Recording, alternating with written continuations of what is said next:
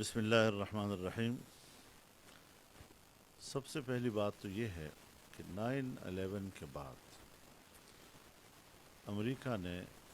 سب سے پہلے امارت اسلامیہ کا خاتمہ کرنے کے لیے افغانستان پر حملہ کیا، اور اس کی وجہ اور بنیاد انہوں نے 9/11 کے واقعے کو بنایا، اور اسی کے سہارا لے کر انہوں نے کہا کہ اس کا ذمہ دار القاعدہ ہے، اور اسامہ بن لادن کو اپنے حوالے کرنے کا مطالبہ کیا تھا۔ ہم یہ سمجھ رہے تھے کہ اس کی تحقیقات ہونی چاہیے، بغیر تحقیقات کے افغانستان پر حملے کا کوئی جواز نہیں ہے۔ دوسری بات یہ کہ اس حوالے سے مذاکرات کا راستہ اختیار کرنا چاہیے، بات چیت کا راستہ اختیار کرنا چاہیے، طاقت کا استعمال مسئلے کا حل نہیں۔ یہ اس وقت ہمارا موقف تھا، لیکن امریکہ جو اپنی طاقت کے نشے میں تھا اور اس نے اندھا دھند ایک حملہ کیا افغانستان کے اوپر اور طالبان حکومت کا خاتمہ کیا۔ آپ کو یاد ہوگا اسی گھر میں مجھے نظر بند کیا گیا، 1 مہینہ میں یہاں اپنے گھر پہ نظر بند رہا، اور پھر انہوں نے مجھے اس کے بعد ریسٹ ہاؤس میں منتقل کر دیا، چشمہ ریسٹ ہاؤس میں، اور 5 مہینے پھر میں وہاں پر نظر بند رہا ہوں۔ یہ اسی موقف کی اساس پر کہ میں پاکستان میں جلسے نہ کر سکوں، میں پاکستان میں اپنا موقف جو ہے عوام تک نہ پہنچا سکوں، لیکن افغان طالبان نے وہاں پر جو مزاحمت کی، ہم نے اس کو ایک جائز دفاع کہا ہے۔ ہم یہ نہیں چاہتے تھے کہ افغانستان میں جنگ ہو، لیکن جب ان پر جنگ مسلط کر دی گئی تو پھر دفاع کا حق جس طرح باقی اقوام کو حاصل ہے، ہم نے افغانستان کے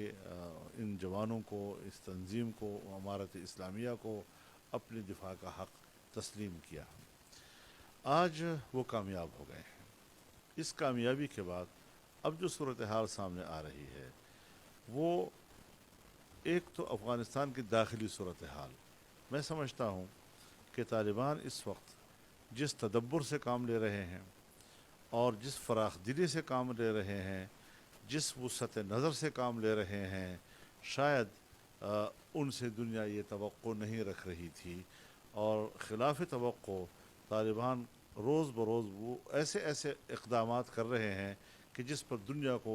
انگلی اٹھانے کا کوئی موقع نہیں دے رہے وہ لوگ، اور نہ ان کو کوئی موقع مل رہا ہے۔ تو اس حوالے سے ہم اب بھی اس بات کے حامی ہیں کہ جب انہوں نے عام معافی کا اعلان کر دیا ہے، اور پرانی جہادی قیادت یا جو حکومت ان کے خلاف جنگ میں مصروف تھی، ان کی قیادت، ان کو بھی انہوں نے معاف کر دیا ہے، تو ان کے ساتھ ان کے افغانستان کے مستقبل کے بارے میں رابطے بھی ہونے چاہیے۔ افغانستان کے مستحکم اور مستقل سیاسی نظام کے لیے ان کے ساتھ مذاکرات کا عمل بھی شروع ہو جائے۔ ہاں، گو کہ ابھی تک اس میں وقت ہے کہ ابھی پورے افغانستان کو مکمل طور پر اپنے کنٹرول میں لینا اور وہاں کے امن و امان اور نظم کو قائم کرنا، اس میں شاید کچھ وقت لگے، لیکن ان کے منصوبہ بندی میں یہ چیز ہونی چاہیے کہ ہم نے افغانستان کو ایک مستقل سیاسی نظام دینا ہے۔ اس کا جو دوسرا بڑا فائدہ ہوا وہ یہ کہ عرب دنیا میں جو امریکی فوجیں موجود ہیں، اور جو کچھ انہوں نے عراق میں کیا، جو کچھ انہوں نے لیبیا میں کیا، جو کچھ انہوں نے شام میں کیا، اس پر بھی امریکہ کو نظر ثانی کرنی چاہیے اور یہاں سے بھی اپنی فوجیں نکال لینی چاہیے۔ لیکن ایک حقیقت جو امریکہ کو تسلیم کر لینی چاہیے کہ وہ جو 9/11 کے بعد اس کا نظریہ نیو ورلڈ آرڈر کا یا جیو ورلڈ آرڈر کا ان کا رہا ہے، وہ تقریباً خاکستر ہو گیا ہے، بکھر گیا ہے، اور اس کو اب دنیا کے ساتھ برابری کی بنیاد پر چلنے کی پالیسی اختیار کرنی ہوگی، قوموں کے احترام کی پالیسی اختیار کرنی ہوگی۔ بالادستی کی پالیسی کا جو تصور ہے وہ اب ان کا ناکام ہو گیا ہے، اور ظاہر ہے کہ ہم پاکستان میں ان کے پڑوسی ہیں۔ پڑوسی ہونے کے ناطے اس قسم کے فتوحات کے اثرات ان کے ہم آہنگ لوگوں کو بوسٹ کرتی ہیں، اس کو ایک حوصلہ ملتا ہے۔ تو پاکستان میں بھی اس کی یقیناً ایک مذہبی طبقے کا، نوجوان کا مورال بلند ہوا ہے، لیکن جمعیت علماء اسلام وہ پاکستان کے آئین و قانون کے دائرے میں رہ کر ہی پاکستان کی داخلی سیاست کو سامنے رکھتے ہوئے اپنی جدوجہد کو آگے بڑھائے گی۔ بین الاقوامی دنیا کے حوالے سے، ملک سے باہر کے حوالے سے ہم رائے ضرور رکھتے ہیں، لیکن اس ملک کے اندر کیا اسٹریٹجی اختیار کی جاتی ہے، وہ کس حکمت عملی کے تحت مقاصد حاصل کرتے ہیں، یہ ان کا مسئلہ ہے۔ ہم فلسطین کے کاز کی حمایت کرتے ہیں، لیکن فلسطینیوں کو حکمت عملی خود بنانے کا اختیار حاصل ہے۔ ہم امارت اسلامیہ کی موقف کی حمایت کرتے ہیں، لیکن امارت اسلامیہ کو افغانستان کے اندر اپنی حکمت عملی بنانے کا خود حق حاصل ہے۔ جمعیت علماء ہند ہندوستان میں ہے،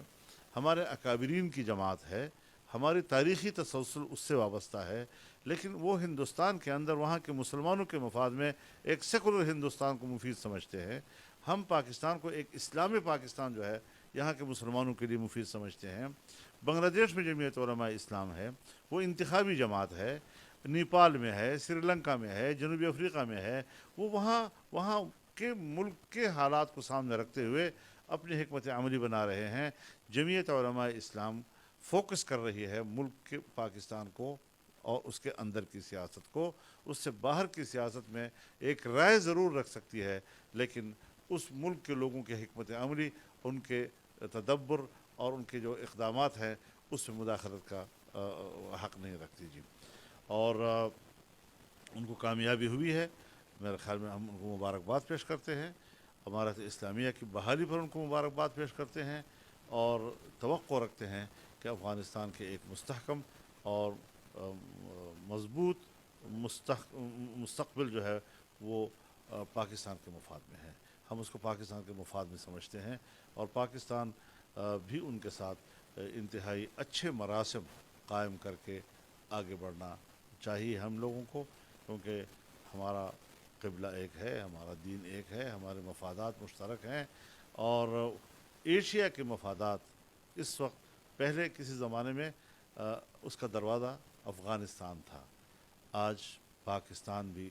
وہی جغرافیائی اہمیت رکھتا ہے، لہذا دونوں ملکوں کی اس خطے میں جو جغرافیائی اہمیت ہے اس میں دونوں کے درمیان ہم آہنگی کی بھی ضرورت ہے۔